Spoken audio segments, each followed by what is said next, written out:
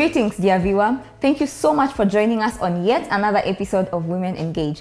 My name is Joanna Tieno, and today I have an audience of young people, and we just want to talk about navigating transitions. Transitions can be hard, I know, but it doesn't have to. Some can be positive, some can be negative. So how do we navigate all this? You know, transitions here, there, and everything in between. Yes, my name is Joanna Tieno. If this is your first time, welcome to the Women Engage program. And if you are a recurring viewer, welcome back. I'll just have our guests introduce themselves, starting with you.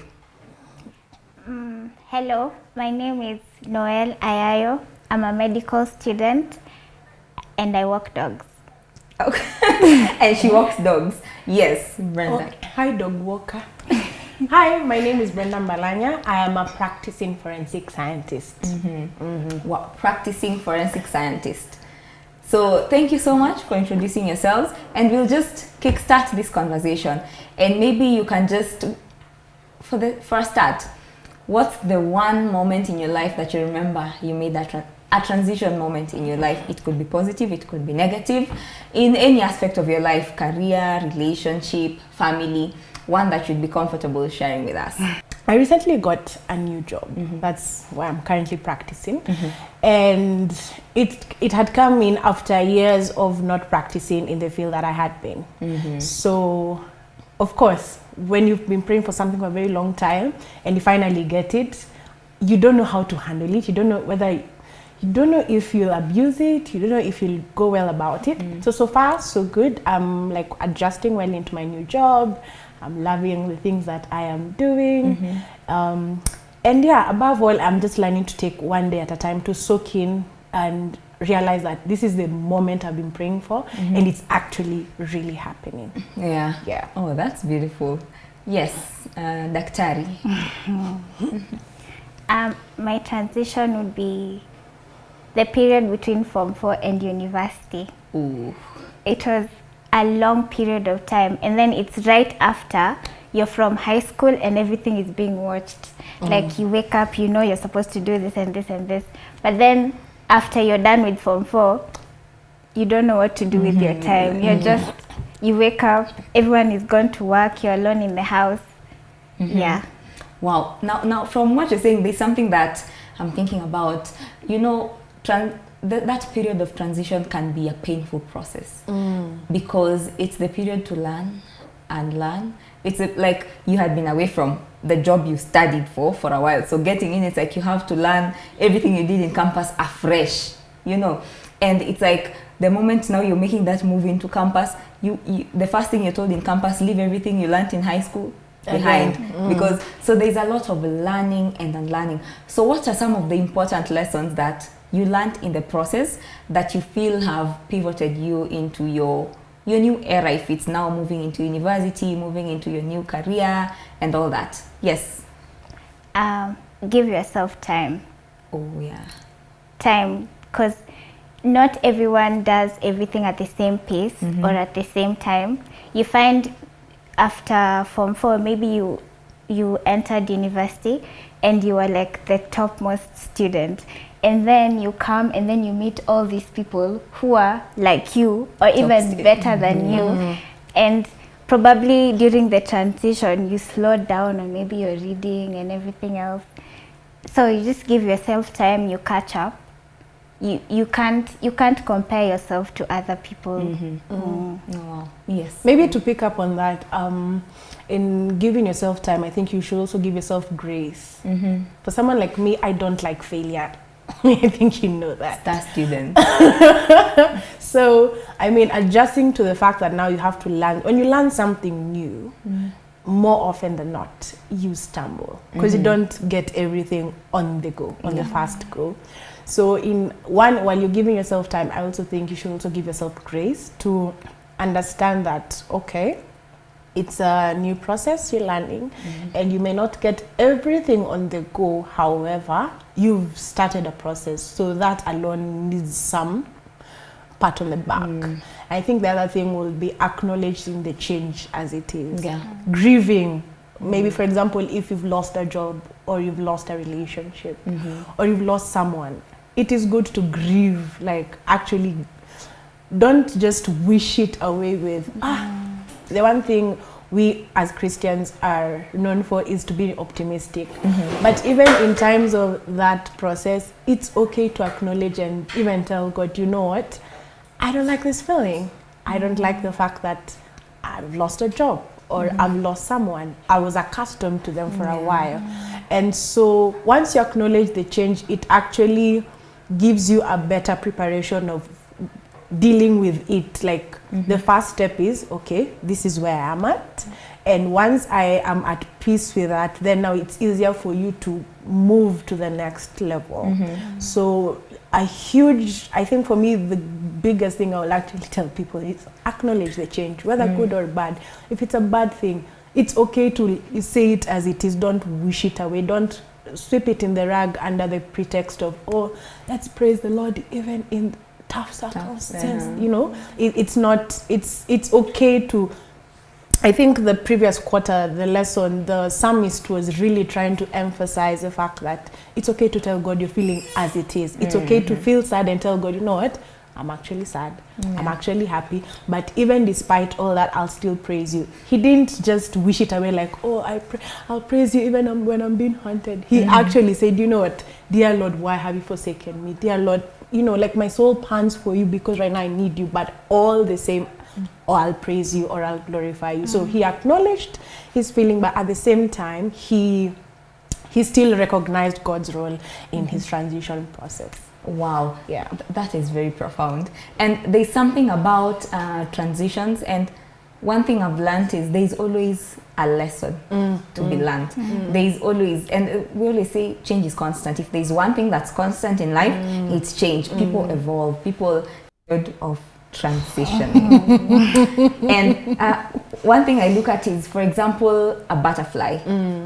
It was once A caterpillar. Yeah. Then larva, then it was, and then it bloomed into this beautiful butterfly. Does it have to walk around with its caterpillar friends again?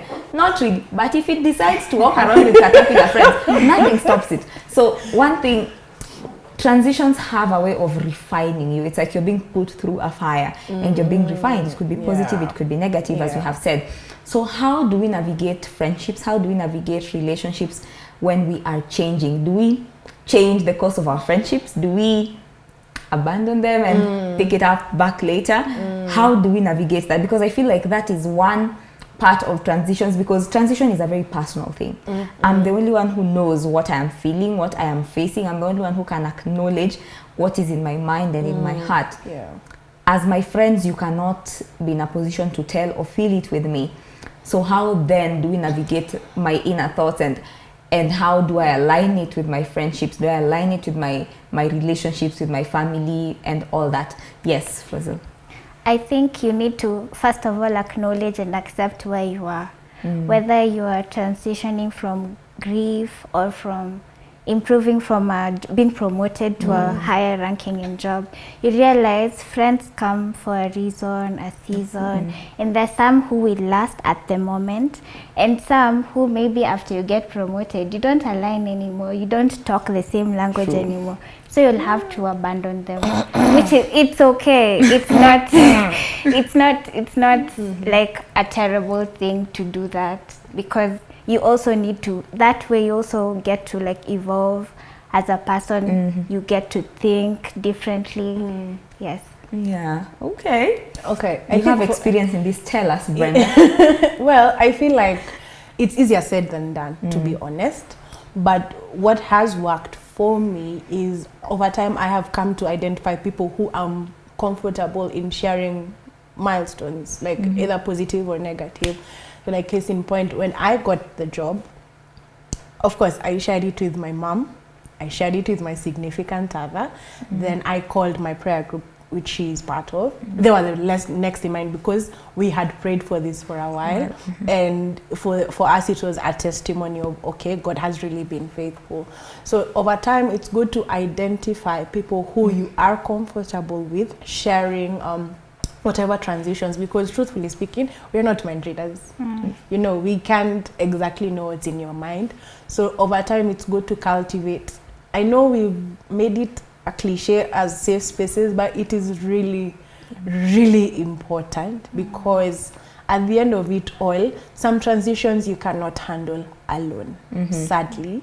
And if you're not really equipped to handle it alone, and you don't have a support system, then who knows what's going to happen. Yeah. So it's okay to, for me, I know it's a struggle because I am a friendly person. I love people, and it's easy for me to, you know, speak, but I have had to train myself to share some things with specific people, and over time, if other people get to find out, it's okay. If they don't find out as well, it's equally okay. So it's a learning process in itself as well. It's not a walk in the park, to be honest, but the good thing is that once you get your tribe, they make it somehow easier for you, and you won't feel as alone in the transition. Yeah. Wow. Yeah, I agree with her, because in some, you realize that you don't have to share everything with everyone. Yeah.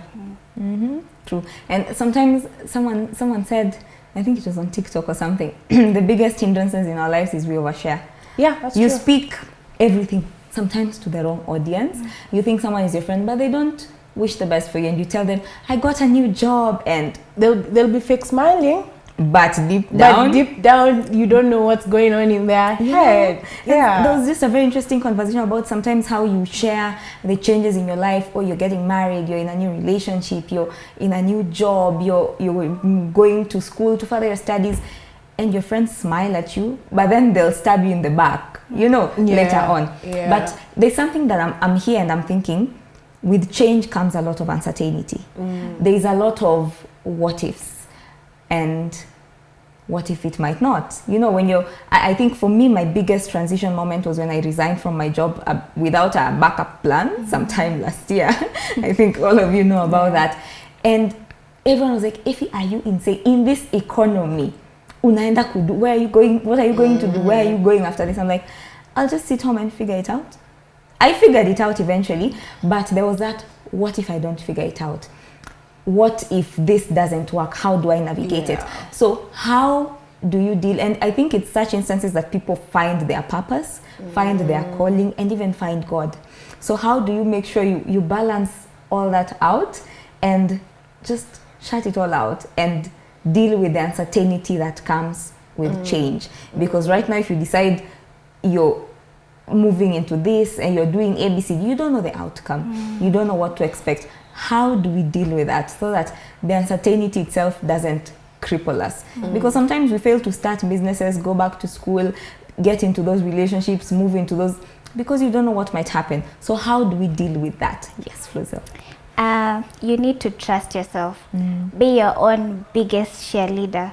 And as God has said, you can do all things, not some things. All things through Christ who gives you strength. So you need to trust yourself, shut all the other negative thoughts. It's difficult. I know. But you have to sometimes remind yourself, go to the mirror, say, I can do this. Yeah, and trust God and trust the process. Sometimes you trust yourself, and then the you process does the process know we are trusting it? Now that's why you need to keep reminding yourself always. I think we have a tendency of, I think even I experienced it, but I tried to really close my mind off it, because at some point when 2 months, 3 months, 4 months, I'm still not getting a job, I'm like, I thought I was smart. Like, I thought, man, there was a time I was applying for jobs and everyone wanted me. Why don't you want me? Please want me, choose me, love me. And it was tricky because I'm like, employers, is my CV not good enough?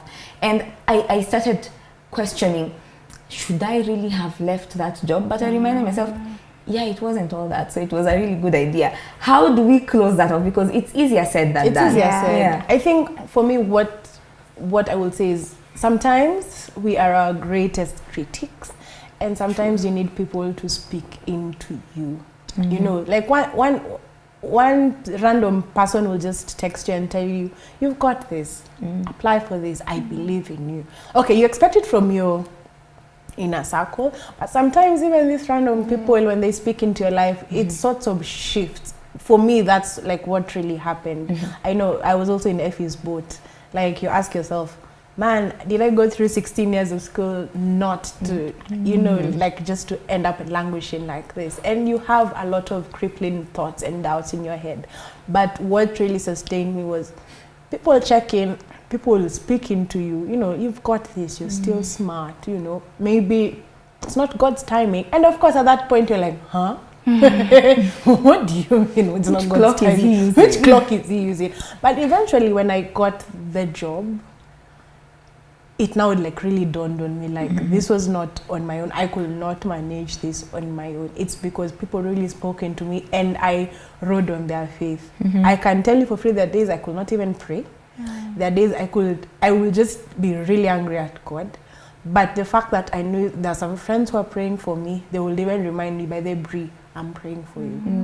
You know, that really, like, it really sustained me. It really sustained me. So what I will easily say is, sometimes it's good to let people speak into your life, to speak into you being, especially in that situation where you're actively going through the transition.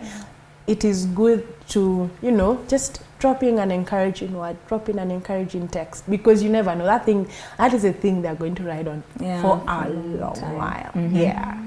Now, there's something as Christians, we have to be practical, and I like the aspect of practical Christianity, because everyone will tell you in that moment, trust God, listen to God's voice. His timing is perfect. His timing is perfect. But what about my timing? Doesn't it matter in this situation? So how do we as Christians ensure that we still maintain our trust in God and our faith, and be hopeful about our transition? Because with uncertainty comes doubt, and with doubt comes us questioning God in our lives. And I think we've been in that pithole where you're like, is this really God's will in my life? Is it though? Because if I had the choice, I wouldn't go through this, but here I am. So how do we as Christians, and there's a Christian out there going through a painful transition, especially, and they're wondering, how do I trust God when I am going through this? Because I do not feel his presence. So how do you maintain your, you know, relationship with God, especially in those difficult moments? And Flozine, for you, I know you're the daughter of a pastor, so I think that brings in itself an added layer of pressure, because they're like, but you're the daughter of a pastor, you should be like this miracle worker in your own life, everything is all hunky-dory. How do you deal with that? I'm still dealing with what is it called, the bracket you put, like your pastor's kid, you're supposed to dress like this, you're supposed to talk like this, you're supposed to do this, that. So they've put you in a pedestal of sorts. And then now when you start to become your own person, people are looking at you and they're like, something went wrong somewhere. The calling was not yours, it was your parents. Me, I wouldn't say I know how to deal with that, because I'm still dealing with it. I'm still learning, so I don't think I'd have a right way to answer. So you're still in the refining. Yes. We all are. Yes. I think, well, I have just come out from one recently, and I know for me what really stood out for me was the fact that for once I was actually authentic with God at that moment. You know, for once I just told him, okay, let's cut the drama for a minute and let's have a conversation. We can sit here, we talk. And for days on end, I'd write. I love journaling, so I'd journal my thoughts, I'd pray and I'd cry. And of course there's no immediate relief, but the fact that maybe God listens, even though I didn't feel it, because to be honest, I felt like God wasn't there at that moment, but truthfully he still was. Like, he just didn't show up in the manner I wanted him to show up. You get? That's the thing. Yeah, he was there, but he didn't show up in the manner I wanted him to show up. I wanted him to show up in a very big way, but he showed up in the stillness of the small moments. Like when I was about to give up, he'd send someone to drop in, check in, you know, or he'd send a flower to friends, like, go visit Brie, you know. But for me, I want the job here and now. I want the car here and now. I want to tell everybody, you know what? I went through the system, I got the grades, and here it is. But he didn't do that at the moment. He didn't do it at that time. What he did was he will just send me, the same way he sent a raven to Elijah, he used to send me ravens. But at the moment, I didn't know it was that. But after going through the process and looking back, you're like, oh, so God was there all the time. Yeah. You know, I didn't realize, you know, like my mom was there. I've not had a rose relationship with my mom, but during that transition, she was my rock. She would ensure I fed, I slept, I ate. And she did not complain, not even for a minute. She did not complain. And prior to that, she would be a typical African mother, you know. So when you reflect back, you realize God was there. He showed up in different ways, only that maybe at that point we want him to show up in the way we want him. So you are sort of blinded of sorts. You don't see him there. But once you go through the phase and you look back, then it hits you like, oh, so God was there all the time. It's just that we didn't see it. Yeah. That reminds me of, there's this song I absolutely used to love. I think it's Baby Mason. And it says, God is too wise to be mistaken. God is too good to be unkind. Yeah. When we don't understand, when we don't see his hand, trust his heart. Yeah. And I think that's a very powerful testimony when you're going through that period where you're transitioning, or that period where things are changing for you. You do not see the future, but he does. He sees the future from the past. He sees, and even when you feel like everything is crumbling, everything is falling apart, he's still there. And there's one thing we always say as humans, and I love saying that, I know God will take care of it. I just have to cry first and be dramatic first. And then then I'll be like, okay, God, fine, I am done now. Okay, deal with it. Take the wheel. Thank you. I have to try driving fast, and I'm like, okay, fine, it's a human nature. Yeah. It's a human nature. Now, even as we are bringing this to a close, there's someone out there listening, and maybe they're going through a heartbreak. They're entering a new relationship. They are getting married, and that's a big change for them. They are moving countries. They are going to a new school. They are starting a new job, or they are quitting their current job. They are having a new baby. You know, there's so much when it comes to transition. Yeah. They are trying to change their lifestyle. They are trying to change their religion or their culture and all that. And they are listening, and they're like, I need a message for me in this moment. What is that one thing that has worked for you that you'd encourage them? Just a word of encouragement to that person out there. To your camera as we bring it to a close. I'll start with you, and then you'll wrap it up for us. All right. I'd say you don't have to go through it alone, because sometimes you'd feel like you need to go through it alone, but you don't have to go through it alone. Like sometimes when I'm going through something so hard, I can't pray, and I can't even get myself out of bed. I'd just like call my mom and then tell her about it, and then she'd pray about it. I wouldn't pray, but I would know my mom is praying about it. Or even someone who you're comfortable to share these things with. It could be a friend, your brother, your sister, or maybe you're just comfortable confronting God about it. It may sound cliche, but all changes, you need to like put yourself at Jesus' feet. Yeah. Amen. Put yourself at Jesus' feet in all changes. Amen. Love that. Yes. I feel like a psychiatrist after this. But one thing is, acknowledge the change as it is.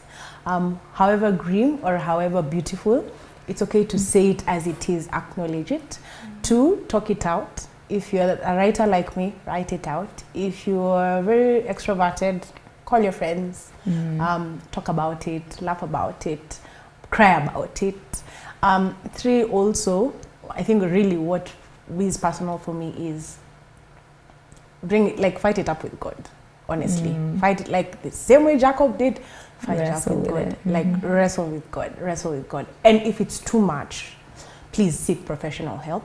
There are people who have been trained to actually like help you navigate through transitions, because some transitions can be very overwhelming. Yeah. Something like grief, or like we've lost a loved one, it can be very overwhelming. So seek for professional help. It can really work. But above all, transitions are inevitable, and that's a beauty and the mystery about life. Wow. Yeah. Thank you. So you're too young to have such wisdom. When I grew up, I aspire when I grew up. So thank you so much for joining us. And for you who's listening out there, as I've said, change is constant. Transitions are inevitable. And there is really nothing we can do about it. So it's important to learn to move with the times. It's important to learn to adjust and be okay with the phase that you're in. Life has different phases. Be okay in the space that you're in that moment. And when the next moment comes, you move into a different phase. That's also okay. If you have to shed some people, if you have to carry forward some people, that is also okay. And the underlying theme in all this is, with all change and all transition, God doesn't change. He's still the same. He's there all the time, In waiting. every change. In every change, He faithful will remain. Amen. I love that song. In every change, He faithful will remain. So be still, my soul.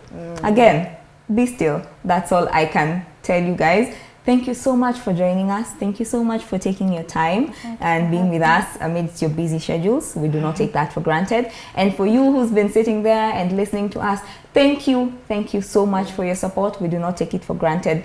I do not want to add anything onto that, because I don't have I'm not the SI unit of transitions. I do not have it all figured out. I am just trying to learn. And we hope that we can learn together at the feet of Jesus. Amen. So thank you so much for joining us on this episode. We hope to see you in our subsequent episodes. If you have not caught up with our previous episodes yet, please check us out on social media, Hope Media Network, ECD, and on your televisions, you can find us on Hope Channel. We hope to see you next time. That is all from us. Goodbye.